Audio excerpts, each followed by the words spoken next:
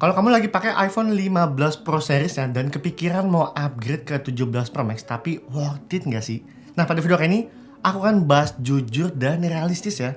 Bukan sekedar spek aja, tapi buat pemakaian daily ya guys. Dari mulai perbedaan desain, fitur, performance baterainya, sampai nanti di akhir video buat kesimpulannya. Apakah worth it upgrade ke iPhone 17 Pro Max atau mending tunggu 18 seriesnya ya? Yuk kita bahas.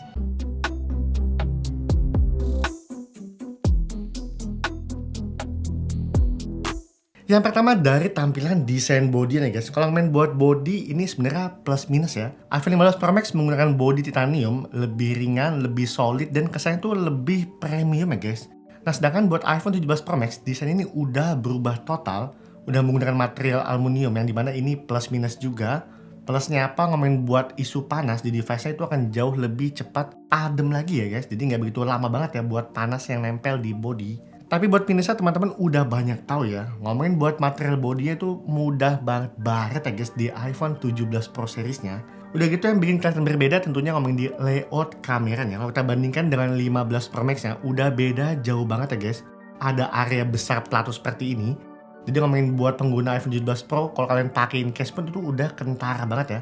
Pakai iPhone series baru. Sedangkan buat iPhone 15 Pro dan 16 Pro, karena desainnya masih sama, ini yang nggak begitu kelihatan perbedaannya guys. Jadi ya baik lagi ya, ngomongin dari segi tampilan desain ini keduanya plus minus. Kamu lebih suka tampilan yang baru atau model yang lama ini ya guys. Nah ngomongin buat digenggam di tangan hands on-nya, walaupun berbeda ukuran size, 15 Pro Max 6,7 inch dan 17 Pro Max 6,9 inch, cuman buat feel digenggam tangannya, buat aku ini sih hampir sama aja guys, nggak ada yang berubah. Sama-sama nyaman keduanya. Jadi buat ukuran tangannya kecil, megang ukuran Pro Max, kayak aku pribadi itu masih terjangkau banget ya guys. Jadi so far sih dari ukuran size itu nggak terlalu sampai ngaruh banget ya. Yang kedua ngomongin dari fitur-fiturnya. Apa sih fitur-fitur yang nggak ada di iPhone 15 Pro Max ini? Kalau aku liatin ya, 15 Pro Max itu sebenarnya udah lengkap aja. Ada extend button, USB-C, fitur-fitur iOS juga udah lengkap dan semuanya udah mature ya. Tinggal pakai aja guys. Dan ngomongin buat fitur AI juga support di iPhone 15 Pro Max ini. Nah sedangkan di iPhone 17 Pro Max nya, dari segi button dia ada penambahan buat kamera kontrol. Ini fungsinya buat akses kamera dan beberapa fitur lainnya guys. Tentunya ngomongin buat kayak fitur zoom in zoom out, buat ngubah aperture segala macam, kamu bisa customize semuanya menggunakan kamera kontrol ini. Dan sampai situ aja, tambahan new photographic style ini juga bikin varian 17 Pro tuh untuk kebutuhan foto-foto lebih oke lagi guys, karena ini nggak cuma sekedar filter biasa aja. Kamu bisa customize ulang semua ya, dari mulai warna tone, warna colornya, warna palitnya. Kamu bisa set semua, jadi teman-teman bisa dapetin warna yang lebih spesifik lagi sesuai dengan keinginan kalian. Nah yang paling dijual di iPhone 17 Pro Max menurut aku ini ada di lensa 8 kali telefotonya guys. Jadi buat teman-teman yang memang butuh ya untuk foto-foto yang zoom, video juga, 8 kali telefoto itu bisa ngebantu banget ya guys. Bisa ngasilin depth field tuh yang sedikit berbeda ya. Sedangkan buat iPhone 15 Pro Max-nya dia mentok hanya di 5 kali telefoto. Nah selain dari satu kamera, ngomongin untuk pendingin yang baru ini juga hadir khusus di iPhone 17 Pro Max ini guys. Jadi ngomongin buat pendingin mesin ini, itu buat kalian pengguna heavy user, mungkin buat pengguna aktif main games berat untuk durasi yang sangat lama. Ini buat ngomongin untuk mesin iPhone-nya itu bakalan tetap adem ya guys, nggak mudah cepet panas. Kalau panas pun teman-teman cukup diem sebentar aja dia udah langsung adem lagi ya guys. Nah yang kedua ngomongin buat daya charge-nya di 17 Pro Max ini udah support sampai 40 watt ya. Jadi buat nge-charge iPhone dia akan jauh lebih cepat lagi. Dari 0 ke 50% hanya butuh waktu 20 menit ya guys. Sedangkan buat 15 Pro Max-nya hanya mentok di 30 watt aja. 0 ke 50% durasi 30 menit. Emang waktu lihat ini sekilas tuh yang nggak terlalu beda jauh ya, hanya 10 menit aja. Tapi kalau kayak lagi buru-buru, ngecas cepet tuh kadang-kadang diperluin banget ya guys. Nah buat teman-teman yang lagi cari rekomendasi adapter fast charger, rekomendasi aku cuma satu aja guys. Kamu bisa ambil dari brand Movi, ini yang aku pakai juga. Ngomongin buat soal tegangan, ini sih udah yang paling terbaik ya guys. Tegangannya stabil, nggak kayak brand sebelah yang naik turun. Karena kalau naik turun, itu ngecas iPhone jadi mudah cepet panas dan baterai health makin boros ya guys. Jadi ngomongin bahwa soal adapter fast charger, memang banyak banget brand di luar sana. Tapi buat cari yang aman, kamu bisa ambil dari brand Movi ini ya. Buat link pembeliannya tinggal cek aja di kolom deskripsi. Yang terakhir, ini ngomongin buat dukungan displaynya yang udah menggunakan Ceramic Shield Gen 2 yang diklaim Apple tuh 3 kali lebih kuat ya guys menahan goresan. Dan dia juga menggunakan anti reflective display. Jadi buat pemakaian di outdoor, layar ini akan lebih terang dan lebih jelas ya guys. Nampaknya dari fitur-fitur itu aja ya perbandingan antara 15 Pro Max dan 17 Pro Max-nya. Nah sekarang dari dukungan kameranya, biasanya kamera itu yang bikin orang alasan tuh buat upgrade ke series yang lebih baru ini ya. Nah ngomongin buat iPhone 15 Pro Max, sebenarnya ngomongin dari segi kamera, itu udah bagus banget ya guys, udah siap aja ya, siap tempur buat kebutuhan apapun.